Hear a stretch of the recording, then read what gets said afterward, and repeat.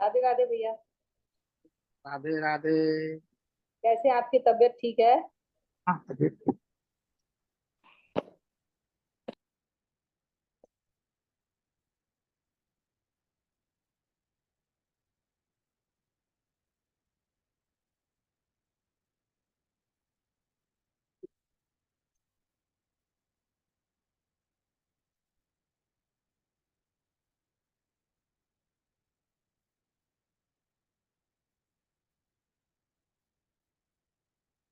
तुम लोग वहां जाओगे क्या? जयपुर। नहीं नहीं, हम नहीं जा रहे, हमने मना कर दिया था अपना। श्वेता को, मुन्ना को मना कर दिया था।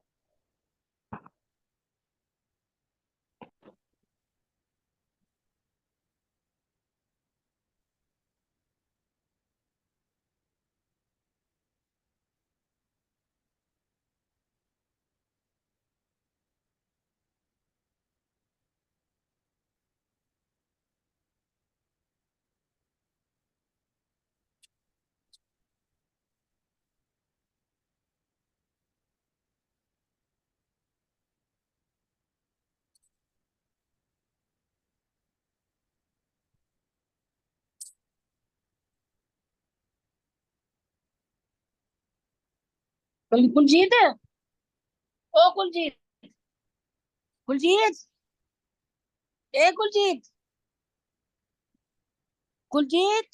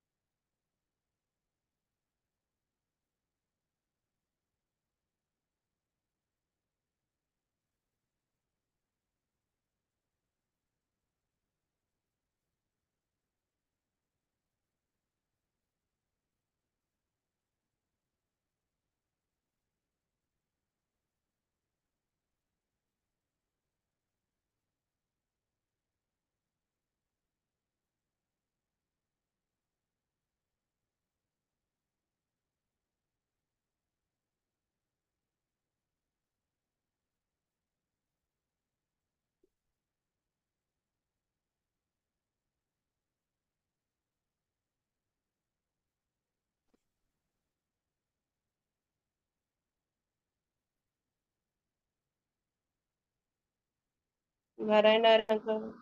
है नारायण।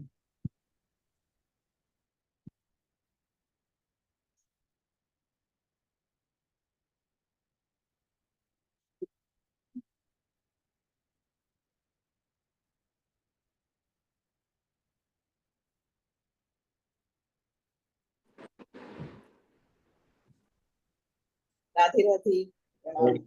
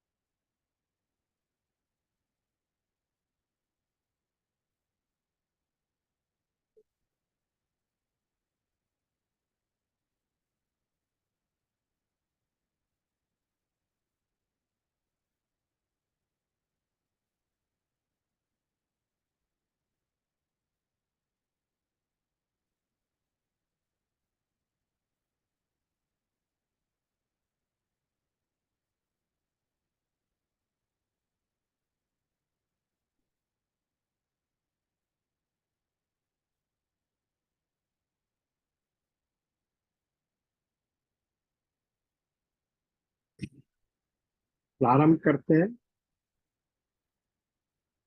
नारायणं नमस्कृत्य नरं चैव नरोत्तमं देवी सरस्वतीं व्यासं ततो जयमुदीरये। सच्चिदानन्दरूपाय विश्वोत्पत्त्यादिहेतवे तापत्रय विनाशाय श्री कृष्णाय वयं नमः। श्री कृष्णाय वयं नमः।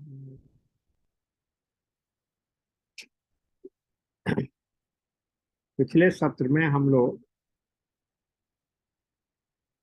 11वां स्कंद एकादश स्कंद के 16वें अध्याय का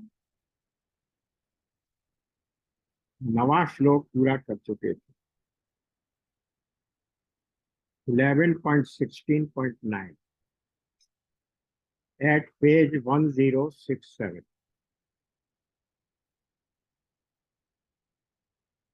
10वां भी पढ़ लिया था, लेकिन उसको फिर से कर लेते हैं। गुण युक्त वस्तुओं में मैं क्रिया शक्ति प्रधान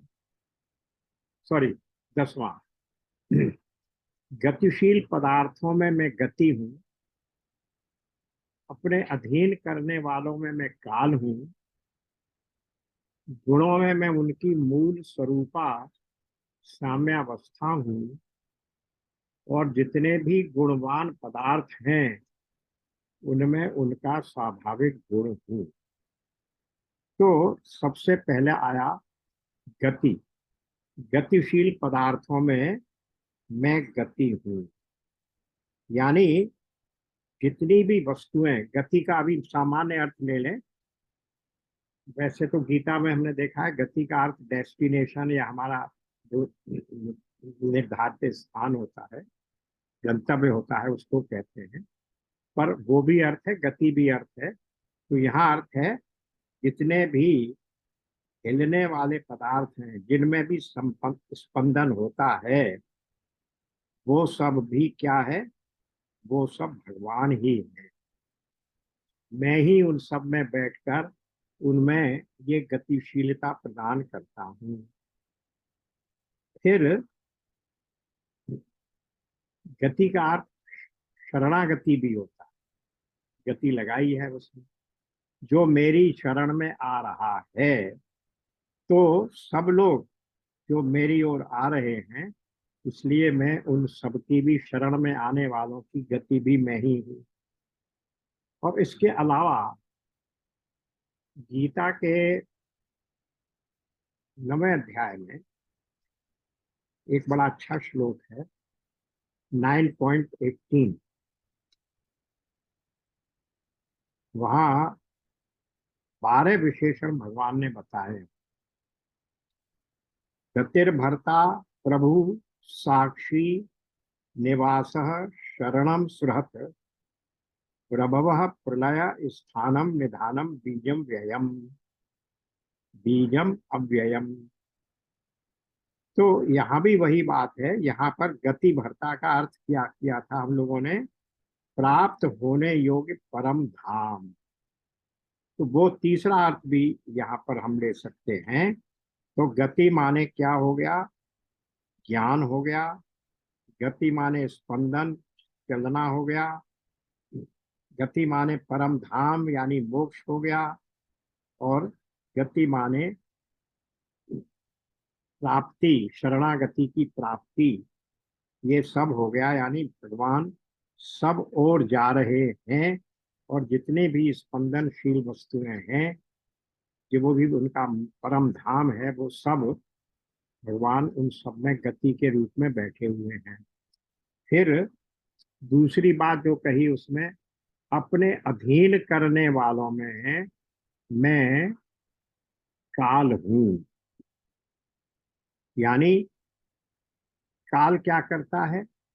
सब व्यक्तियों को अपने अधीन कर रहा है।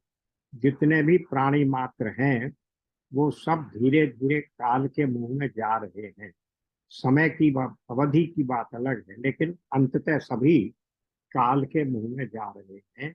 इसलिए एक एक सेकंड का वो हिसाब रख रहा है और सबको अपने अधीन कर रहा है। संसार के प्राणियों को अपने वश में करने वाला सबसे बड़ा कौन है? काल है। क्योंकि उसके बियॉन्ड किसी का बस नहीं चलता। जब काल आ गया तो एक सेकंड की भी मोहलत नहीं। इसलिए सबसे बड़ा वश में करने वाला वो है। और भगवान कह रहे हैं वो काल भी मैं ही हूं। अब फिर तीसरा आया, जितने भी गुणवान पदार्थ हैं उनमें उनका स्वाभाविक गुण हूं। तो यहाँ पर गुणवान शब्द के दो अर्थ हो सकते हैं। एक तो गुण का ख्याल आते ही हमारे मन में सत्य, रज और तम की बात आती है, ये तीनों गुण। तो जो तीनों गुण हैं इनमें भी मैं क्या हूं? समता हूं। अपने गुणों में मैं उनकी मूल स्वरूपा साम्यावस्था हूं। क्योंकि वैसे तो हमने गुणत्रय विभाग योग में गीता में क्या देखा, तो 14 चैप्टर में, कि गुण जो है सत्व रज तम, जब तक सृष्टि नहीं होती है तब तो अपनी साम्यावस्था में रहते हैं प्रलय काल में। लेकिन सृष्टि होती ही इस कारण से है कि उनमें विक्षोभ, उनमें डिस्टरबेंस पैदा हो जाता है और उनमें एक दूसरे के प्रति स्पर्धा हो जाती है। सत्वगुण दबाने की चेष्टा कर रहा है रजोगुण सतोगुण को, रजोगुण दबाने की चेष्टा कर रहा है सतोगुण तमोगुण को, इत्यादि इत्यादि। तो ये उस साम्यावस्था की बात नहीं हो रही है जिस साम्यावस्था में भगवान प्रलय के समय भगवान जब लेटे हुए हैं, उस साम्यावस्था की बात नहीं हो रही। यहाँ बात हो रही है सृष्टि हो जाने के बाद भी जब ये गुण हैं तो इनमें जो साम्य है, इनमें साम्य का मतलब क्या है कि रजोगुण में भी मैं हूँ, रजोगुणी व्यक्ति में भी मैं तो हुई, तमोगुणी में भी मैं ही हूँ, सतोगुणी व्यक्ति में भी मैं ही हूँ। तो इन तीनों प्रकार के गुणों से, गुणों में, गुणों के द्वारा कौन अभिव्यक्त हो रहा है उस व्यक्ति में? मैं ही हो रहा हूँ। तो सृष्टि काल में जो समता है इन तीनों गुणों में, वो समता के रूप में मैं हूँ। आलसी में भी मैं हूँ, भोगी में भी मैं हूँ, रजोगुणी में भी मैं हूँ और महात्मा में भी मैं ही हूँ। ये बात भगवान कह रहे हैं।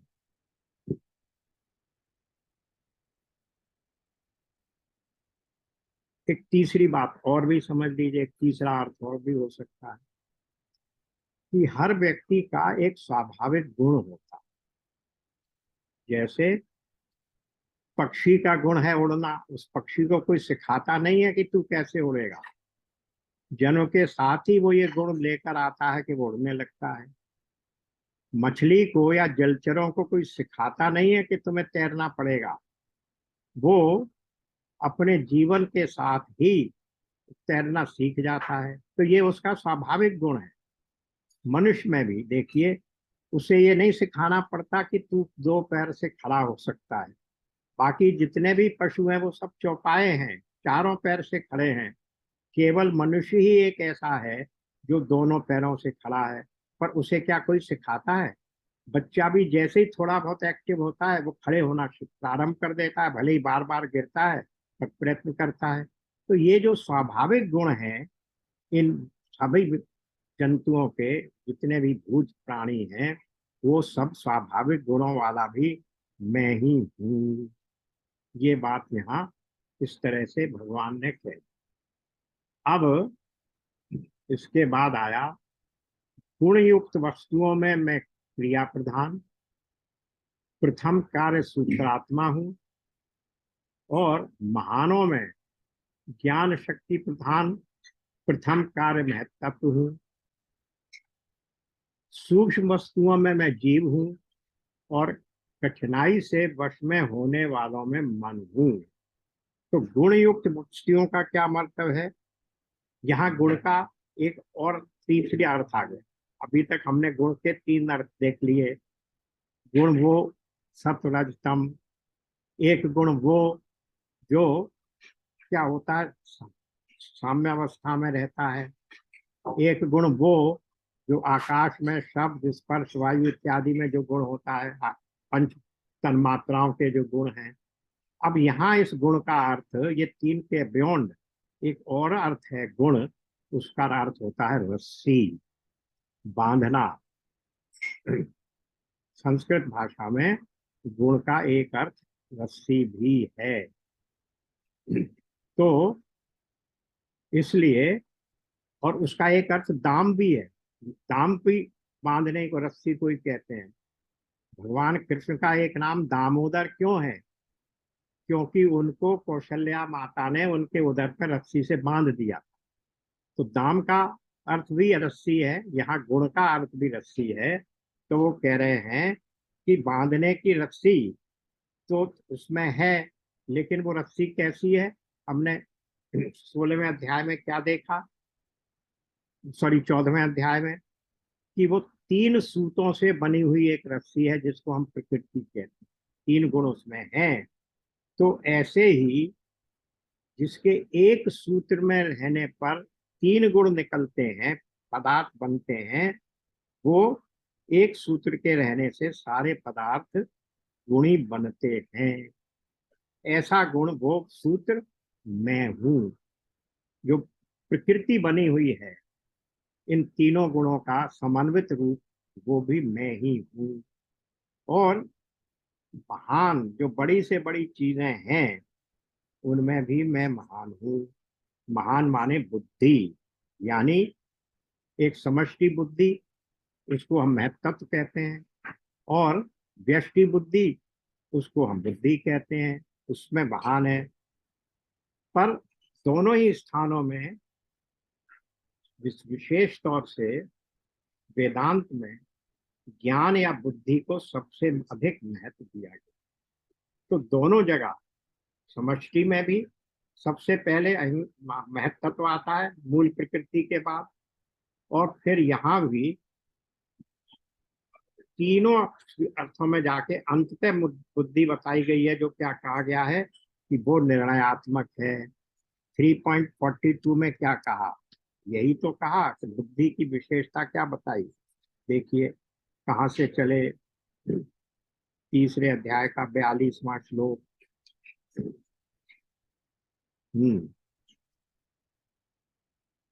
इंद्रियों को स्थूल शरीर से परे, यानी श्रेष्ठ, बलवान और सूक्ष्म कहते हैं। सबसे स्थूल है शरीर, शरीर से सूक्ष्म क्या है? इंद्रियां, उनमें भी कर्मेंद्रियां। कर्मेंद्रियों से सूक्ष्म क्या है? ज्ञानेंद्रियां।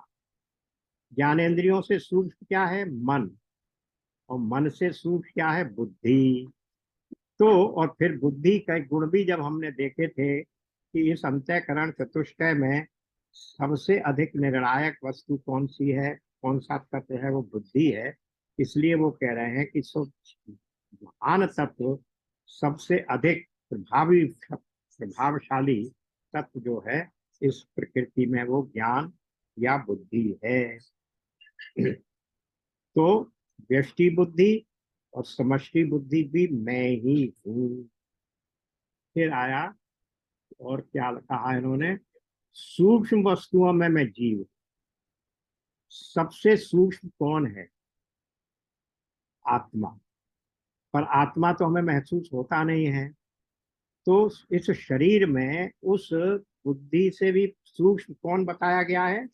इसी 3.42 में ही बताया गया था कि उससे शुद्ध क्या है, उससे बुद्धि से भी अत्यंत परे है, वो आत्मा है। वही जीवात्मा जिसको हम कहते हैं। तो सबसे सूक्ष्म वो आत्मा या जीव है, ये कह रहे हैं। अब इसके बाद आगे हम एक बात और कह रहे हैं, कठिनाई से वश में होने वालों में मैं मन हूं। ये तो 6.33 में ही आ गया। अर्जुन ने कहा कि आप बड़ा गुरु बता रहे हैं कि नियंत्रण में करो मन को, मगर नियंत्रण तो वायु की तरह से दुष्कर है, नियंत्रण में नहीं आता है। तो भगवान ने स्वयं मान लिया, उन्होंने कह दिया कि असंशय महाबाहो मन दुर्निग्रह चंचलम, बड़ी कठिनाई से निग्रह होता है और बहुत चंचल है। इसलिए कैसे इसको करो? अभ्यासेन तु कौन्तेय वैराग्येन च गृह्यते, अभ्यास और वैराग्य से किसी भी प्रकार से ये नियंत्रण में आ सकता है। तो फिर इसलिए वश मन के बारे में भी कह रहे हैं कि वो जो चंचल मन है वो भी हूं तो मैं ही, क्योंकि इस सारे दृश्यमान जगत में मेरे अलावा कोई दूसरा है ही नहीं। लेकिन ये अलग अलग रूपों में जो कुछ प्रकट हो रहा है उसमें भगवान एक एक चीज को अपने बताकर ये बताना चाह रहे हैं कि तुम कुछ भी कहो, किसी भी वस्तु के प्रति इंगित करो, उसमें मैं ही हूँ, मैं हूँ, मेरे अलावा कुछ है ही नहीं। अब आ गया, मैं वेदों का अभिव्यक्ति स्थान हिरण्यगर्भ हूँ, और और मंत्रों में 3 मात्राओं वाला ओंकार हूँ। अब वेदों की अभिव्यक्ति कहाँ से हुई थी, ये बात पहले भी आ चुकी है। श्रीमद् भागवत के अनुसार वेदों का ज्ञान भगवान नारायण ने स्वयं ब्रह्मा जी को दिया था, और ब्रह्मा जी ने फिर उस ज्ञान को हम मनुष्यों को दिया। तो वो ही कह रहे हैं कि वेदों का अभिव्यक्ति स्थान, वेद की अभिव्यक्ति कहाँ से हो रही है, किसके द्वारा प्रकट किया जा रहा है वेदों का ज्ञान? ब्रह्मा जी के द्वारा। उसी को समष्टि रूप में हिरण्यगर्भ कहते हैं। तो वेदों का अभिव्यक्ति स्थान भी मैं ही हूँ। फिर 3 मात्राओं में अ उ मा, इनको मिलाकर ओम शब्द बन जाता है। उन 3 मात्राओं से बना हुआ ओंकार भी मैं ही हूँ। मैं अक्षरों में अकार, अक्षर जहाँ प्रारंभ होते हैं, हमारी हिंदी अल्फाबेट, संस्कृत अल्फाबेट का सबसे पहला अक्षर आ है। इसीलिए ये कहा गया है कि गीता का वास्तविक प्रारंभ कहाँ से हुआ?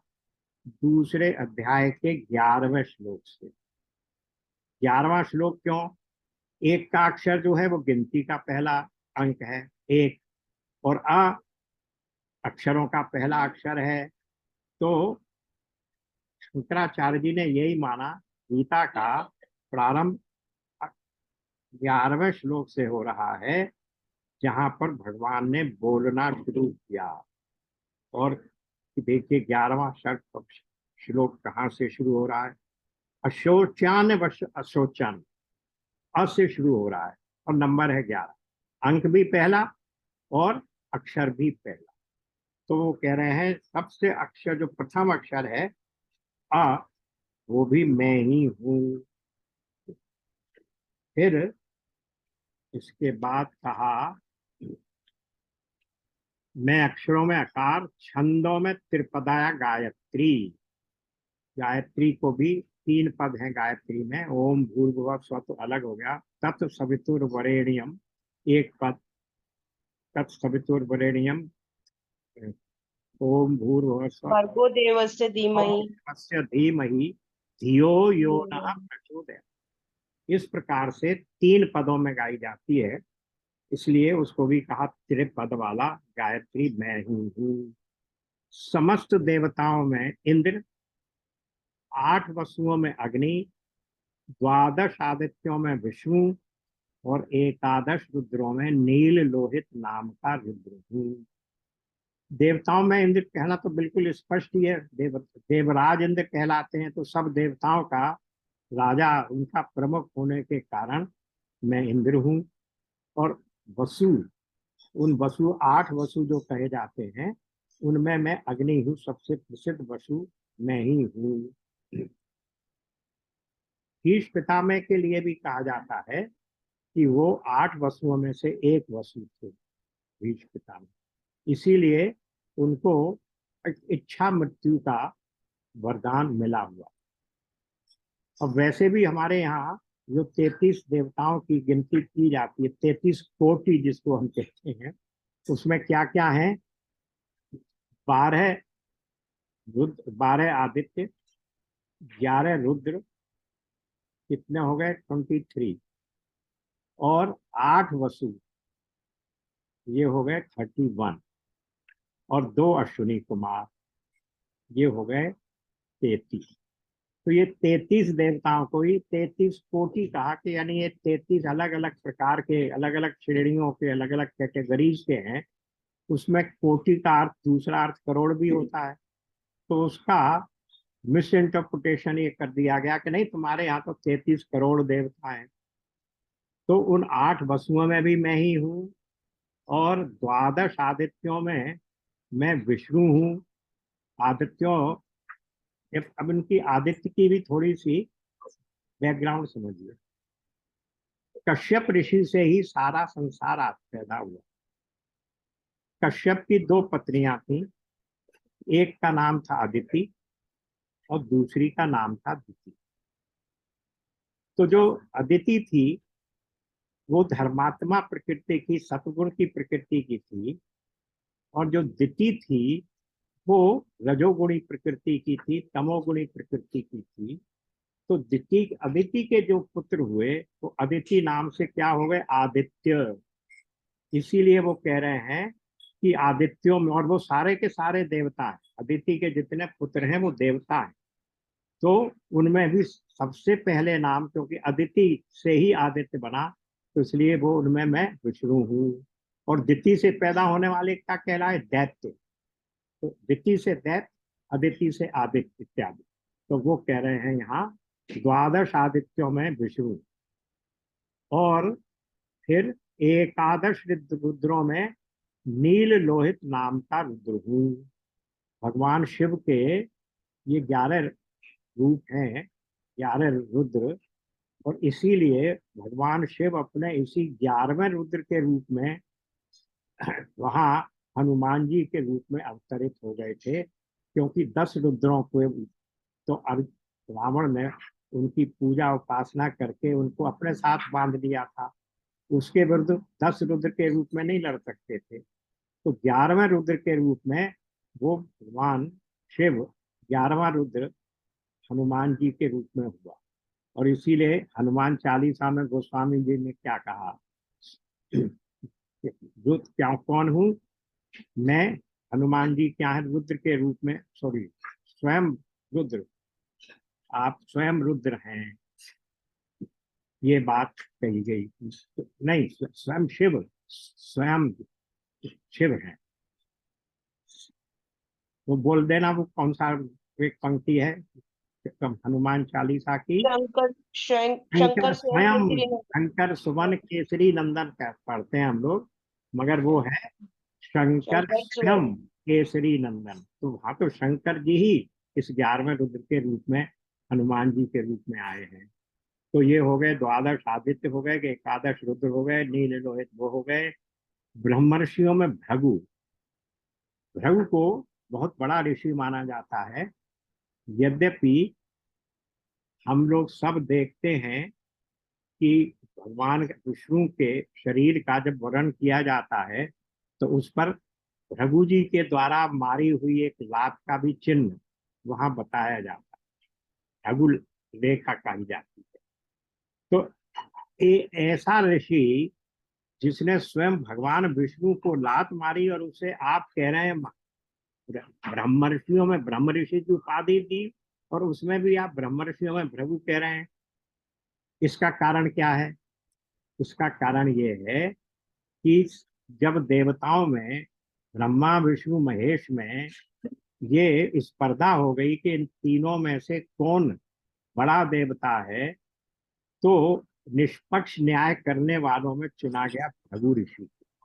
उनसे कहा गया आप सबकी परीक्षा लेकर आइए और हमें बताइए।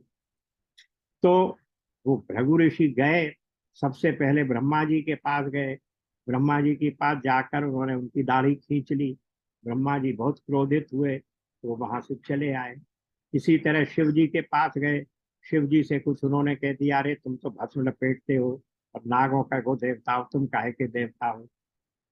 शिव जी भी क्रोधित हो गए।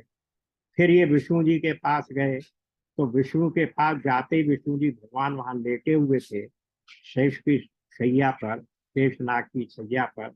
लक्ष्मी जी उनके पैर दबा रही थी, इन्होंने जाते ही वहां अपनी लात मार दी उनकी छाती पे, पैर से प्रहार किया। और विष्णु भगवान का रिएक्शन देखिए, उन्होंने ऐसा नहीं किया कि उनके पैर को पकड़ के खींच लेते, उन्हें धमक नीचे गिरा देते। उनका रिएक्शन ये था, ओहो ब्रह्मर्षि, आपके पैर तो बड़े कोमल हैं और मेरी छाती तो बड़ी कठोर है, आपको कहीं चोट तो नहीं लगी? ये है विष्णु की महानता। इसलिए भगवान विष्णु ही देवताओं में सबसे पहले कहे, और इसीलिए भृगु ऋषि को ही कहा ब्रह्मर्षियों में मैं भृगु हूं। फिर राजर्षियों में मनु। देखिए हमारे यहाँ 3 प्रकार के ऋषि होते हैं। एक होते हैं ब्रह्म ऋषि, एक होते हैं देव ऋषि, और एक होते हैं राज ऋषि। तो ब्रह्म ऋषि तो इन्होंने बता दिया, भृगु हो गए। और देव ऋषि हम लोग रोज जानते हैं, नाम लेते हैं, नारद जी हर जगह पहुंच जाते हैं, तो देव ऋषि नारद हैं। और राज ऋषियों में सबसे पहले नाम मनु का ही आता है, क्योंकि ये पहले राजा थे, सबसे पहली मानसिक संतान थे ब्रह्मा जी। मन और उनकी पत्नी शत्रु, उसका भी आएगा अभी आगे, इसमें ही मेंशन आएगा। तो उनमें मैं मनु हूँ। देखिए यहाँ आ ही गया, ओहो, ब्रह्मर्षियों में भृगु, राजर्षियों में मनु और देवर्षियों में नारद, यही आ। और गौओं में कामधेनु हूँ, सिद्धेश्वरों में कपिल, पक्षियों में गरुण, प्रजापतियों में दक्ष प्रजापति, और पितरों में अर्यमा हूँ। ये सब इस प्रकार से इनके नाम बता दिए गए, कौन कौन क्या है। यहाँ एक बात सिर्फ ध्यान देने की है कि यहाँ जो सिद्धेश्वर जिनको कहा जा रहा है, ये कपिल कपिल मुनि दूसरे हैं जिन्होंने एक दर्शन शास्त्र लिखा। इनको जो श्रीमद् भागवत में जो कपिल को भगवान का अवतार बताया गया है, वो कपिल भगवान के अवतार से यहाँ तात्पर्य नहीं। अब आगे चलिए। प्रिय उद्धव, मैं दैत्यों में दैत्यराज प्रहलाद। दैत्यराज क्या, क्यों का भक्त, और दैत्यराज ही नहीं भक्तराज भी इनको उपाधि मिली हुई है। सब भक्तों में सबसे भक्त राज कहलाते हैं, भक्तों के प्रधान भक्त कहलाते हैं, क्योंकि इनकी भक्ति की कितनी परीक्षा स्वयं इनके पिता ने ली, परंतु वे विचलित नहीं हुए। और भगवान को भी अंत में आके कहना पड़ा, प्रहलाद मुझे क्षमा करना, मैंने तेरे लिए आने में देर कर दी। पर क्यों देर कर दी? जानबूझकर देर कर दी कि तेरी महिमा कि तू ऐसा भक्त है जो इतनी परिस्थितियों में, इतनी कठिनाइयों में, इतनी तुझे आपदाएं संकट दिए गए, उनमें भी तूने मेरे नाम का जो विश्वास है वो नहीं छोड़ा, इसलिए देरी कर दी। लेकिन उस देरी की जिम्मेवारी अपने ऊपर ले ली और यश अपने भक्त को दिलवा दिया। यही भगवान की महिमा। तो पक्ष में दैत्यों में दैत्यराज प्रहलाद, और दैत्यराज प्रहलाद भी क्यों है? भगवान नरसिंह अवतार ने उसको क्या वो दिया वरदान, वो तो मांग नहीं रहे थे। फिर उन्होंने केवल एक वरदान मांगा कि मेरे पिता की अधोगति न। देखिए ये है भक्त की महिमा, भक्ति का हृदय। इतना कष्ट देने वाला पिता, और जिसका वध करने के लिए स्वयं भगवान को खंबे से जन्म लेना पड़ा, उसके लिए भी जब मांगा के नहीं, कुछ ना कुछ तो तुझे मांगना पड़ेगा क्योंकि मेरा दर्शन अमोघ है, तब वो क्या कहते हैं कि ऐसी कृपा करिए कि मेरे पिता की अधोगति न। तो भगवान उसकी इस बात को सुनकर इतने प्रसन्न हुए कि उन्होंने कहा नहीं, तेरी 21 पीढ़ियां ऊपर की और तेरी 21 पीढ़ियां नीचे की में कभी किसी को कोई अधोगति नहीं प्राप्त होगी। इसलिए ये दैत्यों के राजा भी हैं। और राजा बलि के ये क्या है, दादा है। इनका इनके पुत्र हुए पुरोजन, और पुरोजन के पुत्र हुए दैत्यराज बलि। उनका भी नाम आएगा। अच्छा, फिर चलिए। नक्षत्रों में चंद्रमा, औषधियों में सोमरस, और यक्ष एवं राक्षसों में कुबेर हूँ। गजराजों में ऐरावत।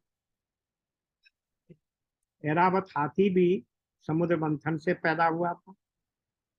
और उच्चैश्रवा नाम का घोड़ा भी समुद्र मंथन से पैदा हुआ था। इन हाथी और घोड़े दोनों को देवता लोग ले गए। दैत्यों को क्या दिया? केवल जहर पीने के लिए दे दिया। अब चलिए। मैं गजराजों में ऐरावत, जल निवासियों में उनका प्रभु वरुण। वरुण को जल का देवता माना जाता। तपने और चमकाने चमकने वालों में सूर्य।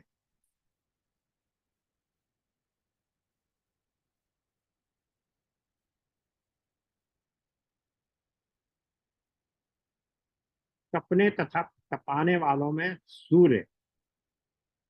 और मनुष्यों में राजा हूँ। राजा की पदवी सबसे ऊपर होती है। घोड़ों में उच्चैश्रवा, धातुओं में सोना,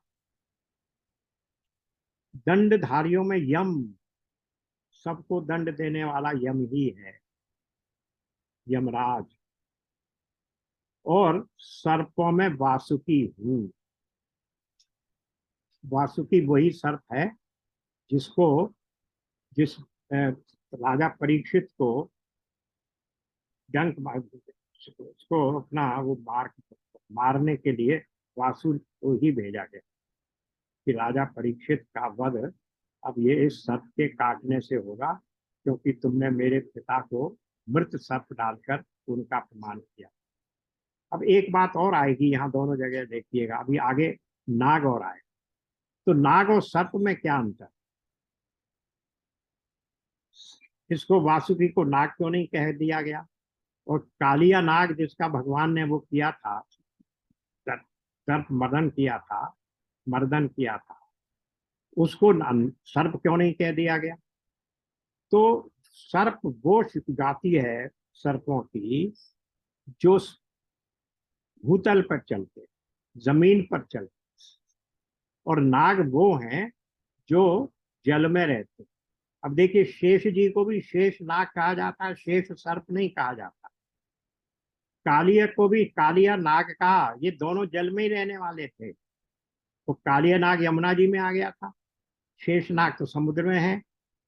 तो जल में रहने वाली जो प्रजाति है सर्पों की, वो नाग कहलाती है। और भूतल पर विचरण करने वाली जो प्रजाति है वो सर्प कहलाती है।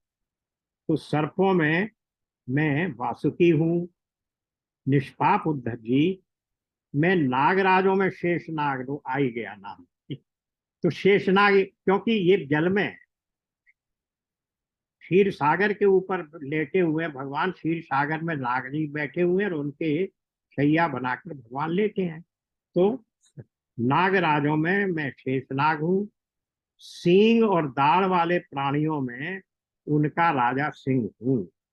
अगर कभी सिंह की फोटो क्लोजली देखें तो आप देखेंगे सिंह के मुंह के पास थोड़ी सी दाढ़ी सी रहती है, बाल रहते हैं, इसलिए उसको कहा गया सींग वाला। और दाढ़ वाले प्राणियों में उनका राजा मैं सिंह हूँ। आश्रमों में सन्यास।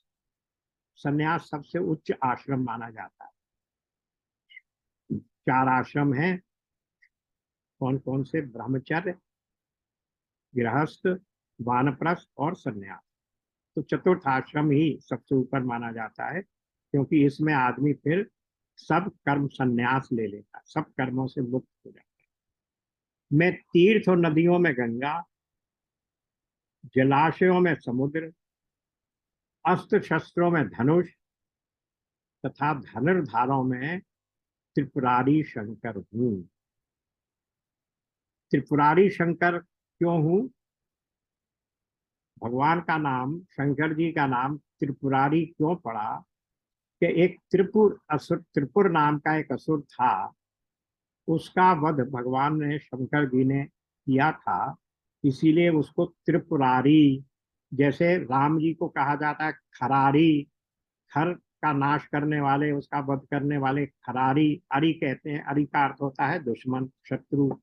और इसी प्रकार से त्रिपुरारी, उस असुर का नाश करने वाले मैं शंकर हूँ, त्रिपुरारी।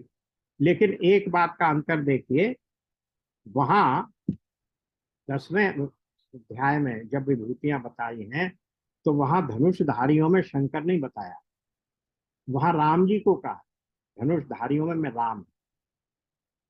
बाकी और ऑलमोस्ट सब विभूतियां वैसी की वैसी ही हैं जो यहाँ बताई गई हैं, बताई जा रही हैं, पर वहां धनुषधारियों में राम कहा गया। एक बात यहाँ एक और प्रश्न पैदा हो जाता है कि भाई जब गीता में ये सारी विभूतियां बताई जा चुकी हैं, ऑलमोस्ट वही सारी विभूतियां यहाँ भी बता रहे हैं, वहां भी उच्च श्रवा घोड़ा है, वहां भी ऐरावत हाथी है, वहां भी मुनि हैं, देवर्षि नारद हैं, कपिल हैं, इत्यादि इत्यादि। तो यहाँ फिर से क्यों बताया जा रहा है? इसका उत्तर पहले ही दे चुके हैं भगवान इसके शुरू में ही, कि ये सब विभूतियां मुझसे अर्जुन ने भी पूछी थी और वो सब मैंने बताई थी। पर उद्धव, क्योंकि तू मेरा प्रिय सखा और तेरा मैं पुत्र प्रिय वो है, मित्र तो नहीं है, सखा है, और क्या है, इनका भाई लगता है, चाचा का बेटा। इसलिए मैं तेरी इस बात का उत्तर देने के लिए अपनी विभूतियों को फिर से कह, क्योंकि वहां उद्धव नहीं थे, वहां संवाद था अर्जुन और कृष्ण के बीच में, यहाँ संवाद है उद्धव और कृष्ण के बीच में, इसलिए वो विभूतियां भगवान उद्धव को फिर से बता रहे हैं। अच्छा, अब आया निवास स्थानों में सुमेरु। सुमेरु को हम एक पर्वत मानते हैं जहाँ, जिसके ऊपर सोना मढ़ा हुआ, सुमेरु पर्वत के समान चमकता। दुर्गम स्थानों में हिमालय, स्थायी, आसानी से इसको नहीं जाया पहुंचा जा सकता। वनस्पतियों में पीपल, वहां शब्द आया है वृक्षों में अश्वत्थ, जो संस्कृत शब्द है श्लोक में, वृक्षों में अश्वत्थ। तो अश्वत्थ का शब्द कहाँ आया है हमारे यहाँ? 15th चैप्टर में सबसे पहला श्लोक ही है, अश्वत्थ में हूं मैं। 15वें अध्याय का पहला श्लोक, ऊर्ध मूलम अधः शाखम अश्वत्थम। वहां अश्वत्थ को पीपल का वृक्ष बताया गया, और 10वें अध्याय में भी विभूतियों में भी पीपल का वृक्ष ही बताया था अपने आप को भगवान ने। तो वृक्ष बता रहे हैं, मैं वनस्पतियों में पीपल और धान्यों में जौ हूं। यहाँ पर थोड़ा अंतर है, औषधियों में मैं पीपल, वृक्षों में मैं पीपल हूँ। वृक्ष किस लिए कहा जाता है? वृक्ष और औषधि में अंतर है। वृक्ष वो है जो जब तक काटा न जाए तब तक अपने स्थान पर रहता है, और ईयर आफ्टर ईयर हमें फसल देता रहता है। आम का पेड़ कितने वर्षों तक चलता है? फसल देता रहता है। लेकिन अन्न का पेड़, गेहूं का पेड़, जौ का पेड़, चावल का पेड़, वो एक एक फसल हुई, आपने उसे फसल काट ली और वो बेकार हो गया, उसे फिर से बोना पड़ता है, उसको औषधि कहते हैं। तो वृक्ष वो है जो एक बार फसल देने के बाद भी जिंदा रहता है, और उसे काटना पड़ता है, उसे काटा जा सकता है। जब 15वें अध्याय का हमने अध्ययन किया था, तब ये देखा था कि इसकी वृक्ष से उपमा क्यों दी गई संसार, इस जगत की, क्योंकि जैसे वृक्ष को काट के उससे छुट्टी पाई जा सकती है, इसी तरह इस संसार रूपी वृक्ष को भी वैराग्य रूपी शस्त्र से काटा जा सकता है। ये बात वहां अध्याय 15 के श्लोक 1, 2 और 3 में आई। तो अब वृक्षों में मैं पीपल, धान्यों में जौ, जो यव जिसको कहते हैं, यव यव की बड़ी महानता है। पुरोहितों में वशिष्ठ, क्योंकि वशिष्ठ जी सबसे बड़े तो रघुकुल के पुरोहित ही थे, इंद्र के भी पुरोहित। और वेद वेताओं में बृहस्पति। बृहस्पति कौन है? वो देवताओं के वो हैं, गुरु हैं, तो वेद के जानने वाले हैं। पुरोहितों में वशिष्ठ, वेद वेताओं में बृहस्पति, समस्त सेनापतियों में स्वामी कार्तिकेय।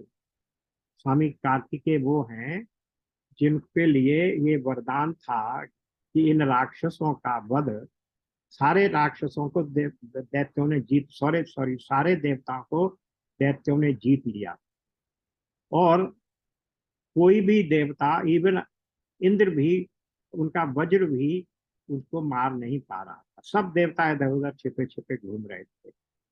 तब ब्रह्मा जी से जब उन्होंने निवेदन किया, I am not very clear, Brahma ji से किया या विष्णु भगवान से प्रार्थना की, ये कहा गया कि जब शिव जी के अंश से कोई पुत्र पैदा होगा, वही उनका दैत्यों का वध कर सकेगा। इसीलिए देखिए रामचरितमानस में देवताओं ने कितनी प्रयत्न किया कि किसी भी प्रकार से, क्योंकि सती जी तो योगाग्नि में भस्म हो गई थी, उनसे तो शिव जी ने पति पत्नी का संबंध रखना ही छोड़ दिया था। जिस दिन से उन्होंने राम का रूप धारण कर, सीता जी का रूप धारण कर लिया था, तब शिव जी के अंश से कैसे पुत्र पैदा हो? इनका पुनर्विवाह होना चाहिए। तब सारे देवताओं ने ये कोशिश की थी कि शिव जी का विवाह हो जाए। इसलिए वहां रामचरितमानस में आपने देखा कि स्वयं भगवान विष्णु गए थे और उनसे ये कहा था कि अब आप विवाह कर लें। और फिर पार्वती जी को इस बात के लिए तैयार किया गया। नारद जी ने कह दिया तेरा विवाह तो उसी से होगा। तो ये सारी देवताओं की रचना थी कि जब शिव और पार्वती का विवाह होगा तभी तो शिव के अंश से एक पुत्र पैदा हो सकेगा। गणेश जी शिव के अंश से पैदा हुए पुत्र नहीं है, इसलिए वो जो पुत्र पैदा हुआ उसका नाम कार्तिकेय रखा गया और उसको देवताओं का सेनापति बनाया। तब देवताओं को विजय प्राप्त हुई। अब आगे चलिए, फिर कहाँ हो गए? सन्मार्ग प्रवर्तकों में भगवान ब्रह्मा हूँ। तो निश्चय ही सब देवता, सारी सृष्टि की रचना करने वाले ब्रह्मा जी ही हैं, और जो वेद का ज्ञान जो भगवान नारायण से उन्हें मिला उसको बांटने वाले भी ब्रह्मा जी ही हैं। इसलिए सन्मार्ग प्रवर्तकों में भगवान ब्रह्मा हूँ। पंच महायज्ञों में ब्रह्म यज्ञ, स्वाध्याय यज्ञ, यही बात 10वें अध्याय में भी कही गई है, लेकिन दूसरे शब्दों में। वहां क्या कहा गया है? यज्ञानाम जप यज्ञास्मि, यज्ञों में मैं जप यज्ञ हूँ। तो उसी बात को यहाँ ज्ञान यज्ञ या स्वाध्याय यज्ञ के रूप में कह दिया गया। तो सब यज्ञों में सबसे बड़ा यज्ञ क्या है? पंच महायज्ञों में स्वाध्याय यज्ञ हूँ। स्वाध्याय करना, जप करना है, तो सब। व्रतों में अहिंसा व्रत, और शुद्ध करने वाले पदार्थों में नित्य शुद्ध। अब यहाँ देखिए 8 का नाम दिया जा रहा है, जरा समझिए। शुद्ध करने वाले 8 तत्व बताए जा रहे हैं। क्या क्या है? सबसे पहले वायु। आपके घर में दुर्गंध कहीं से आ रही है, तेज हवा आई, वो दुर्गंध को लेके चली गई, शुद्ध हो गया घर। फिर वायु के बाद अग्नि। कितनी भी गंदगी हो, पहले ही उन्होंने देखा कि सोने जैसी धातु को मल रहित करने के लिए सोने को कहाँ तक पाया जाता है? उसको शुद्ध करने के लिए अग्नि में। तो अग्नि तो संसार के हर पदार्थ का मल दूर करने के लिए अग्नि शुद्ध करने वाली वस्तु है। फिर सूर्य। बहुत सी ऐसी चीजें होती है, धूप में डाल दीजिए, उसमें से सब दुर्गंध दोष निकल जाएंगे, तब शुद्ध हो जाएगी। तो सूर्य। जल। जल से तो सभी कुछ धोया जाता है, रोज घर में बर्तन मांजते हैं, धोते हैं, सब करते हैं, तो जल। अब ये वाणी क्या आ गई? वाणी का अर्थ यहाँ पर है, यानी ये तो हो ही गए, अग्नि हो गई, सूर्य हो, अग्नि सूर्य जल, ये 3 हो गए, और वायु, सॉरी वायु अग्नि जल और सूर्य 4। अब 2 रह गए। 2 क्या हैं? 2 हैं वाणी कहा रहा और एक आत्मा। वाणी का अर्थ क्या है? वाणी का अर्थ ये है ब्राह्मण की वाणी, किसी भी तपस्वी की वाणी। वो यदि ये कह दे ब्राह्मण जो आपके यहाँ यज्ञ कराने आने वाला है कि नहीं नहीं ये ठीक है, इस वस्तु को यज्ञ में काम लिया जा सकता है, तो वो वाणी वो शुद्ध हो गई। तो ब्राह्मण की वाणी से कोई दोष प्रतीत भी हो रहा होगा, और अगर ब्राह्मण उसको निर्दोष सिद्ध कर दे, दोष युक्त कर बता दे, तो वो भी शुद्ध हो गया। और फिर कहा आत्मा, मेरा मन, जिस वस्तु को मैं अपने रूप में समझता हूं कि मेरे लिए शुद्ध है, वो वस्तु भी शुद्ध ही मानी जाएगी। तो इस प्रकार से शुद्ध करने वालों में इन्होंने इतनों के नाम ले दिए। अब फिर क्या आया?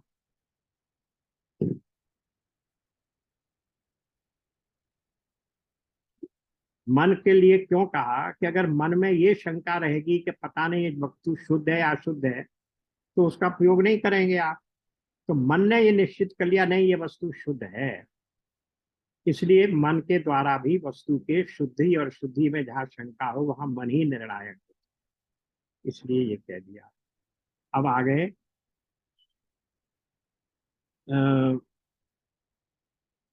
8 प्रकार के योगों में मैं मनोनिरोध रूप समाधि हूं।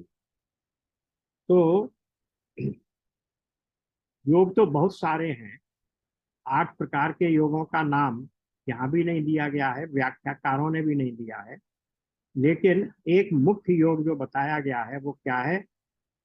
समाधि जो लगती है, पतंजलि में ये योग योग दिए गए हैं, योग शास्त्र है पूरा। योगश चित्त वृत्ति निरोध, चित्त वृत्ति का निरोध करना ही योग है, और चित्त वृत्ति का निरोध करने पर ही समाधि लगती है। तो इसलिए यहाँ कहा 8 प्रकार के योगों में मैं क्या हूँ? मनोनिरोध रूप समाधि हूँ, वही चित्त वृत्ति निरोध, सबसे बड़ा समाधि, निर्विकल्प समाधि। फिर विजय के इच्छुकों में रहने वाला मैं मंत्र, यानी नीति। विजय काहे से प्राप्त होती है? और सेना के क्षेत्र में ले जाकर अस्त्र और शस्त्र से लड़ने से विजय प्राप्त नहीं होती। अगर ऐसा होता तो कौरवों के पास तो 11 अक्षौहिणी सेना थी, और पांडवों के पास केवल 8 अक्षौहिणी थी। फिर भी जीत किसकी हुई? कि जीत हुई पांडवों की। क्यों? क्योंकि उनके पास जगत का नीतिकार, जगत गुरु श्री कृष्ण उनके साथ थे। तो लड़ाई नीति से जीती जाती, केवल अस्त्र और शस्त्र से नहीं जीती जाती। इसीलिए ये कहा भी जाता है कि generals win the war, not the sepoys. सैनिक नहीं जीतते हैं, वार जनरल जीतते हैं, बिकॉज दे प्लान कैसे करेंगे, क्या करेंगे। तो इसलिए नीति की आवश्यकता हो। कृष्णम वंदे जगत गुरुम उनके साथ में थे, तो नीति थी। अब ख्यातवादियों में विकल्प हुए। ये 6 ख्यातियां होती हैं, शास्त्र में ब्रह्म सूत्र में दिया है, उसकी डिटेल में नहीं जाना चाहिए। बस ये मान लीजिए कि ख्यातियों में एक विकल्प ख्याति भी होती है, एक अख्यात भी होता है, ख्यात होता है, वगैरह वगैरह 6 प्रकार के हैं।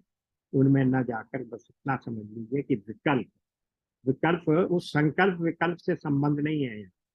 विकल्प उस एक प्रकार की ख्याति है। फिर ऊपर रह गया थोड़ा, कौशल में आत्मा और अनात्मा का विवेक रूप कौशल। कौशल का अर्थ होता है चतुरता। तो विवेक रूप कौशल, क्योंकि मुख्य बात यही है, सारी चतुराई इसी जगह निर्भर है। क्योंकि पहले भी कहा ना, सबसे बड़ा कौन सी, सबसे महान चीज कौन सी है? बुद्धि। तो और उस बुद्धि के द्वारा क्या होता है? नित्य और अनित्य में विवेक कर लिया जाए। जब मोक्ष प्राप्ति के 4 साधन बताए गए, तो सबसे पहले क्या कहा गया? विवेक वैराग्य षट संपत्ति और मुमुक्षुत्वम। तो विवेक के द्वारा ही तो आप पहले देखते हैं क्या आत्म अनात्म है और क्या आत्म है, क्या त्याज्य है, क्या ग्राह्य है, क्या धर्म है, क्या धर्म है। तो ये सब पैदा होने पर जो रखने लायक है उसे रख लो, बाकी को त्याग दो। ये वैराग्य, वैराग की स्टेज बाद में आती है। तो इसलिए आत्मा और अनात्मा का विवेक रूप ही कौशल सबसे ऊपर। इतना कर लिया तो फिर बाकी चीजें, संसार तो अपने आप त्यागी हो जाए, वैराग हो ही जाएगा संसार से। अब ख्यातवादियों में विकल्प, मैं स्त्रियों में यशस्वी, मैं स्त्रियों में मनु पत्नी शत्रुपा, पुरुषों में स्वयंभू मनु, मुनीश्वरों में नारायण और ब्रह्मचारियों में सनत कुमार हूँ। मनु पत्नी शत्रुपा, देखिए मनु का नाम पहले आ चुका है, किस जगह आया, राजर्षियों में मनु। तो मनु सबसे पहले राजर्षि है। मनु और शत्रुपा का नाम हमने रामचरितमानस में भी पढ़ा। भगवान ने क्या कहा, भगवान का के दर्शन उन्हें हुए और उन्होंने क्या मांगा, आपके जैसा पुत्र चाहता हूँ। तो मनु और शत्रुपा के घर में ही भगवान ने राम जी के रूप में अवतार लिया और इसीलिए ये कहा कि अब तुम अगले जन्म में कुछ समय के बाद दशरथ के रूप में वहां राजा बनोगे अयोध्यावासी, तब मैं तुम्हारे यहाँ पुत्र के रूप में जन्म दूंगा। पर है कौन, ये मनु शत्रुपा ही है। और उन्हीं का तप इतना तप प्रभावशाली था कि स्वयं भगवान को साक्षात दर्शन देने आए। उससे पहले भगवान ने परीक्षा ली है, ब्रह्मा को भेजा 2 बार कि जाओ पूछ लो, विष्णु जी को भेजा 2 बार, पूछ लो क्या चाहता है। उन्होंने कहा नहीं, हमें आपसे कुछ नहीं चाहिए, हमें तो केवल भगवान के दर्शन की कामना। तो अब आगे चलिए, मनु पत्नी शत्रुपा, पुरुषों में नेचुरली जब मनु पत्नी शत्रुपा है तो पुरुष तो उनके पति हो ही जाएंगे, स्वयंभू मनु। मुनीश्वरों में नारायण और ब्रह्मचारियों में सनत कुमार जी। अब यहाँ फिर एक प्रश्न आ गया, ये कौन से नारायण की बात हो रही है? उस नारायण भगवान की बात नहीं हो रही है जिसके लिए भागवत में आता है कि स्वयं भगवान नारायण ने साक्षात दर्शन दिए ब्रह्मा जी को और उन्हें ज्ञान दिया। वो अपौरुष के ज्ञान वेद में है। नर नारायण नाम का एक अवतार हुआ, उसमें नारायण ऋषि हैं, भगवान का एक अवतार तो नारायण है और उसमें जो नर हैं वो अर्जुन। तो नर नारायण ऋषि के अवतार थे, वो बाद में वो दूसरे अवतार में अर्जुन और कृष्ण के रूप में पैदा हुए। तो उन नारायण मुनि के बारे में कहा जा रहा है कि मैं नारायणों में मुनि हूँ। और वो कैसे मुनि थे? जितने भी दूसरे मुनि और ऋषि हुए हैं उनके आश्रमों में जब अप्सराएं जाती थी, कामदेव जाते थे, भेजे जाते थे इंद्र के द्वारा, तो सब वो या तो पतित हो जाते थे या उनके ऊपर क्रोधित होकर उन्हें शाप दे देते थे या शिव जी की तरह उन्हें जला ही डालते थे। पर ये विशेष प्रकार के मुनि थे। इनमें क्या विशेषता थी? उन्होंने अपने आश्रम में स्वर्ग की अप्सराओं को, बसंत को, मलयानिल को, ये सारे कामदेव के वो हैं, क्या कहना चाहिए, सेनापति, उसकी सेना के अंग हैं कामदेव के। अप्सराएं, वसंत ऋतु, मलयानिल, मलयानिल क्या होती है, शीतल सुगंध, मयूर, शीतल सुगंध वायु, वो। और फिर काम को अतिथि के रूप में स्वीकार किया और उस पर नाराज नहीं हुए और बोले कि बहुत दिन से हम अकेले रह रहे थे, आश्रम सूना पड़ा था, चलो अब कुछ दिन थोड़ी देर चहल पहल रहेगी हमारे आश्रम में। और यही नहीं, उनको ना काम हुआ ना क्रोध हुआ और प्रसन्न होकर उन्होंने एक उर्वशी और उनको दे दी, जाओ तुम उस उर्वशी को ले जाओ अपने स्वर्गलोक में। ऐसे महान ऋषि थे ये। तो भगवान कहते हैं मुनियों में मैं नारायण मुनि हूँ और ब्रह्मचारियों में सनत कुमार हूँ। क्योंकि सनत कुमार की क्या विशेषता है कि वो ही 12 से 16 वर्ष की आयु के बीच में ही रहते हैं, चारों भाई, उससे ऊपर नहीं बढ़ते। ब्रह्मचारी के रूप में ही, ब्रह्मचर्य की जो अवस्था है उसी में रहते हैं 11 to 12 ईयर। इसीलिए सनकादि जो कहा जाता है वो यही सनत कुमार, सनक, सनंदन, सनातन, सनत कुमार, ये 4 भाई हैं। ये यों के यों ही रहते हैं। और एक श्लोक और कर लेते हैं, 2 मिनट हैं अभी। फिर क्या कह रहे हैं? मैं धर्मों में कर्म संन्यास अथवा ऐषणा मात्र के त्याग द्वारा संपूर्ण प्राणियों को अभय दान रूप सच्चा संन्यास हूँ। सब धर्म, धर्म का अर्थ होता है किस प्रकार के कर्तव्य करने चाहिए, जो धर्म हमारा बताता है। उनमें सबसे बड़ा धर्म है कर्म संन्यास, कर्मों का संन्यास कर देना चाहिए। जब सब कर्मों का संन्यास हो जाएगा तभी आप सच्चे सन्यासी बनेंगे। गीता में भी आया कि सन्यास में, सन्यास अवस्था में आकर, सन्यास आश्रम में सन्यासी के लिए कोई कर्म बाकी नहीं रह जाता। ये उसकी इच्छा है कि वो चाहे तो लोक कल्याण के लिए कुछ कार्य करे, लेकिन बाध्यता नहीं। तो क्या है ये? सब धर्मों में कर्म संन्यास, यानी तीनों प्रकार की ऐषणाएं। कौन कौन सी ऐषणाएं हैं? पुत्रेषणा, फिर दूसरी लोकेषणा, और तीसरी क्या है? वित्तेषणा। वित्तेषणा, धन की इच्छा, पुत्र की इच्छा, और उसके बाद समाज में यश पाने की इच्छा। तो ये तीनों ऐषणाओं से जो मुक्त है वही कर्म सन्यासी है। तो वो मैं हूँ। और अभिप्राय गोपन के साधनों में मधुर वचन एवं मौन हूँ। मेरा क्या मन में मंशा क्या है, इसके लिए मौन धारण करना पड़ता है। तो वो मौन धारण करने की शक्ति भी मैं ही हूँ। और स्त्री पुरुष के जोड़ों में मैं प्रजापति हूँ, जिनके शरीर के 2 भागों से पुरुष और स्त्री का पहला जोड़ा पैदा हुआ। अब प्रजापति से पहले प्रजापति पैदा हुए, भगवान ने उन्हीं के शरीर से पुरुष और स्त्री का जोड़ा पैदा कर दिया। अब देखिए इसकी क्रिश्चियनिटी से कितनी सिमिलैरिटी है। वहां भी क्या हुआ? वहां भी गॉड ने क्या किया? गॉड ने created Eve out of the rib of Adam. आदमी की, एडम जो, एडम एंड ईव 2 थे, तो 2 नहीं थे, एडम ही एडम था पहले। तो फिर एडम ने जब प्रार्थना की मैं तो बड़ा अकेला रह गया हूं, तो उन्होंने क्या किया? तो एडम की रिब से, उसकी छाती से एक स्त्री पैदा कर दी, वो हो गई ईव। तो एडम और ईव भी भगवान के ही द्वारा क्रिएटेड है। पुरुष का पहला जोड़ा एडम और ईव है। यहाँ पर प्रजापति हैं, उनके द्वारा भगवान ने स्त्री और पुरुष का पहला जोड़ा पैदा किया। और इसके साथ ही साथ 731 हो गए। हम यहाँ पर विराम लेते हैं। अगले सत्र में ये विभूतियां पूरी हो जाएंगी, तो फिर हम आगे बढ़ेंगे। ओम पूर्णमदः पूर्णमादाय पूर्णमेवावशिष्यते। ओम पूर्णस्य पूर्णमादाय पूर्णमेवावशिष्यते, पूर्णस्य पूर्णमादाय पूर्णमेवावशिष्यते। आगे क्या है श्लोक? पूरा हो गया? नहीं हुआ?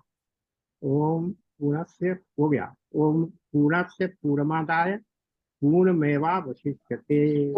ओम पूर्णमुदच्यते पूर्णस्य पूर्णमादाय पूर्णमेवावशिष्यते, ये तो हो ही गया ना। चलिए, ओम शांति शांति शांति। नारायण। नारायण। अंकल पहला वो है ओम पूर्णमदः पूर्णमिदं हाँ, पूर्णात् वो रहेगा। पूर्णमुदच्यते। क्या बात है? ओम पूर्णमदः, चलिए फिर से वाचन कर लेते हैं। ओम पूर्णमदः पूर्णमिदं पूर्णात् पूर्णमुदच्यते पूर्णस्य पूर्णमादाय पूर्णमेवावशिष्यते। ओम शांति शांति शांति। नारायण नारायण। राधे राधे अंकल। राधे राधे।